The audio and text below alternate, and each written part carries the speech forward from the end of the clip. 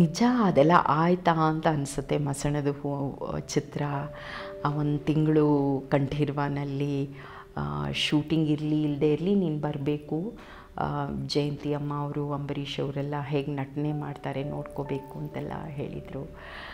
ಅವಾಗೆಲ್ಲ ಏನು ಗೊತ್ತಾ,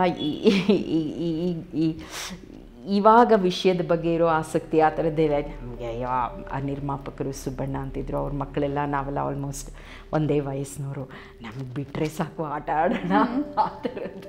ನನಗಿನ್ನೂ ಚೆನ್ನಾಗಿ ಜ್ಞಾಪಕ ಇದೆ, ಕಂಠೀರವ ಸ್ಟುಡಿಯೋನಲ್ಲಿ ಒಂದು ಮರ ಅದಕ್ಕೆ ಕಲ್ಲು ಹೊಡೆದ್ಬಿಟ್ಟು ಅಲ್ಲಿ ಮಾವಿನಕಾಯಿ, ಆಗ ಕಂಠೀರವ ಸ್ಟುಡಿಯೋ ಅದನ್ನು ನೋಡ್ಕೊಳ್ತಿದ್ದವ್ರು ಬಂದು ಏಯ್ ಯಾರು ಅದು ಇದು ಮಾಡ್ತಾರೆ ಅಂದರೆ ಇವರೆಲ್ಲ ಸೇರ್ಕೊಂಡು ಇವಳೇ ಹೀರೋಯಿನು ಅಂತ ತೋರಿಸಿ ನಾವು ತಪ್ಪಿಸ್ಕೊಂಡು ಓಡಿ ಬಂದಿದ್ವಿ. ಬಟ್ ಇವಾಗಲೂ ಅವರು ನಮಗೆಲ್ಲ ಬಿಡಿ, ಜಯಂತಿ ಅಮ್ಮ ಅವ್ರಿಗೆ ಡೈಲಾಗ್ ಹೇಳ್ಕೊಡ್ತಿದ್ದಿದ್ದ ರೀತಿ, ಅಂಬರೀಷ್ ಸರ್ ಅವ್ರನ್ನ ಛೇಡಿಸ್ತಿದ್ದ ರೀತಿ, ಎಲ್ಲರ ಬಗ್ಗೆ ತೋರಿಸ್ತಿದ್ದ ಕಾಳಜಿ, ಪ್ರೀತಿ. ಆಮೇಲೆ ನನಗೆ ಇವತ್ತು ಅವ್ರನ್ನ ಜ್ಞಾಪಿಸ್ಕೊಂಡ್ರೆ ಒಂದು ಜೀವನ ಪ್ರೀತಿ ಅಂತ ಏನು ಹೇಳ್ತಾರೆ ಅದು ಕಾಣ್ತಾಯಿತ್ತು ಪ್ರತಿಯೊಂದರಲ್ಲೂ. ಈಗ ಸೆನ್ಸ್ ಆಫ್ ಬ್ಯೂಟಿ ಅನ್ನೋದು ಏನಿದೆ, ಯಾರೋ ಯಾವುದೋ ಆ್ಯಂಗಲ್ನಲ್ಲಿ ಸುಮ್ಮನೆ ಕೂತಿದ್ರೆ ಅದು ನೋಡಿ ಎಷ್ಟು ಚೆನ್ನಾಗಿ ಕೂತಿದೆ.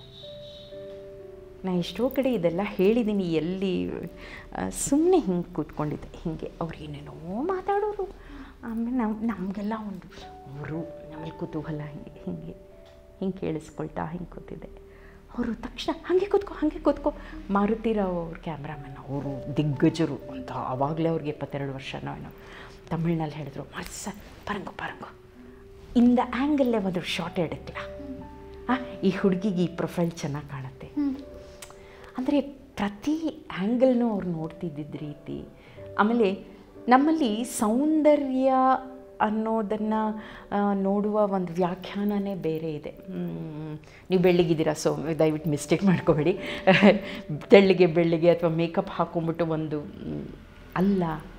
ಕಲಾವಿದರಿಗೆ ಕಣ್ಣು ಮುಖ್ಯ, ಆ ಕಣ್ಣಲ್ಲಿ ಹೊಳಪಿರಬೇಕು, ಲಕ್ಷಣ ಮುಖ್ಯ. ಎಂಥೆಂಥ ವ್ಯಾಖ್ಯಾನಗಳು ಕೊಟ್ಟರು ಅವರು. ಆಮೇಲೆ ಒಂದೊಂದು ಶಾರ್ಟ್ನ ಅವ್ರು ಇಡ್ತಿದ್ದಿದ್ದು, ಅವ್ರು ಹೆಂಗೆ ಹೇಳ್ಕೊಡೋರು ಅಂದರೆ ನನಗೆ ಸದ್ಯ ಅದ್ರನ್ನ ಇಂಪ್ರವೈಸ್ ಮಾಡೋದಿರಲಿ, ಸದ್ಯ ಅವ್ರು ಹೇಳ್ಕೊಡೋದನ್ನು ಮಾಡಿದ್ರೆ ಸಾಕು.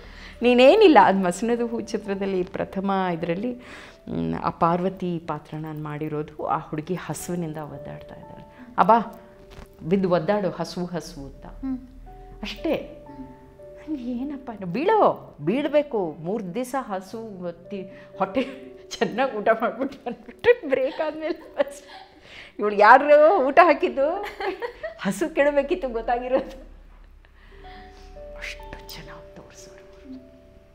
ಆಮೇಲೆ ಔಟ್ಡೋರ್ ಶೂಟಿಂಗ್ ಅಂಕೋಲಾ ಕಾರವಾರಕ್ಕೆ, ಮಸಣದ ಹೂವೆಂದು ನೀನೇಕೆ ಕೊರಗುವೆ ಮತ್ತು ಯಾವ ಕಾಣಿಕೆ ಆ ಹಾಡುಗಳ ಚಿತ್ರೀಕರಣಕ್ಕೆಲ್ಲ ಹೋಗಿದ್ದಾಗ ಉಪ್ಪಿನ ಸಾಗರಕ್ಕೂ ಅಂತ.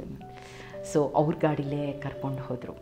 ಅವರು ಒಂದೊಂದು ದೃಶ್ಯನೂ ನೋಡ್ತಾ ಆ ಡ್ರೈವಿಂಗ್ ಮಾಡೋದ್ರಲ್ಲೇ ಅಂದರೆ ಈ ಪ್ರಕೃತಿ ಶ್ರೀಮಂತಿಕೆ ಒಂದೊಂದು ಕ್ಷಣನೂ ನಾನು ನಿದ್ದೆ ಮಾಡ್ಕೊಂಡು ನಮ್ಮ ಅಮ್ಮನ ಬೈದಿದ್ರು, ಇವು ಯಾವ ಸೀಮೆ ಹೀರೋಯಿನ್ ಇವಳು ಯಾವ ನಮಗದೆಲ್ಲ ಏನೂ ಗೊತ್ತಾಗ್ತಿರ್ಲಿಲ್ಲ. ಆನೆಗಳ ಹಿಂಡೆ ಎದುರುಗಡೆ ಬಂತು, ನಿಲ್ಲಿಸ್ಬಿಟ್ರು, ಅದನ್ನು ನೋಡ್ತಾಯಿದ್ರು. ಆಮೇಲೆ ಊಟ ತಿಂಡಿ ಅಂದರೆ ಒಂಥರ ಎಲ್ಲ ದಿಲ್ದಾರ್ತನ ಅಂತ ಹೇಳ್ತಾರಲ್ಲ, ಮಾಡಿ ತಿನ್ನಿ, ಹಸುನ ಪುಟ ಬಾರೋ ತಿನ್ನೋ, ಈ ಥರದ್ದೆಲ್ಲ. ಆಮೇಲೆ ಎಷ್ಟು ಚೆನ್ನಾಗಿ ಎಷ್ಟು ಕಡೆ ನಾನು ಇದನ್ನು ಹೇಳಿದ್ದೀನಿ, ಅದು ರೆಪಿಟೇಷನ್ ಅನಿಸ್ಬೋದು, ಬಟ್ ನನಗೆಲ್ಲವೂ ಕಣ್ಣು ಮುಂದೆ ಇದೆ. ಹಿಂಗೇನೋ ಕೂತ್ಕೊಂಡಿದೆ, ಏನಾಗಿದೆ ನಿನಗೆ, ತಲೆ ಮೇಲೆ ಹಿಂಗೆ ಕೈ ಉಟ್ಕೊಂಡು ಕೂತ್ಕೋತೀಯ, ತೆಗಿ, ಜಾಮ್ ಅಂತಿರಬೇಕು, ಚೆನ್ನಾಗಿ ಅಳಬೇಕು, ಅಳ್ತೀಯಾ ಚೆನ್ನಾಗಳು, ನಗ್ತೀಯಾ ಚೆನ್ನಾಗಿ ನಗು, ಚೆನ್ನಾಗಿ ತಿನ್ನು, ಜೋರಾಗಿರು.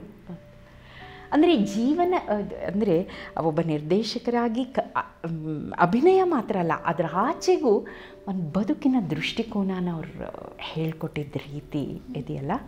ನನಗೆ ಸಿಕ್ಕ ಅವಕಾಶ 1-1.5 ತಿಂಗಳು ಅಷ್ಟೇ, ಬಟ್ ಒಂಥರ ಜತನವಾಗಿ ಒಂದು ಬುತ್ತಿ ಯಾವತ್ತಿಗೂ ಒಂದು ತಿಜೋರಿಲಿ ಕಾಪಾಡ್ಕೊಂಡಿದ್ದೆ.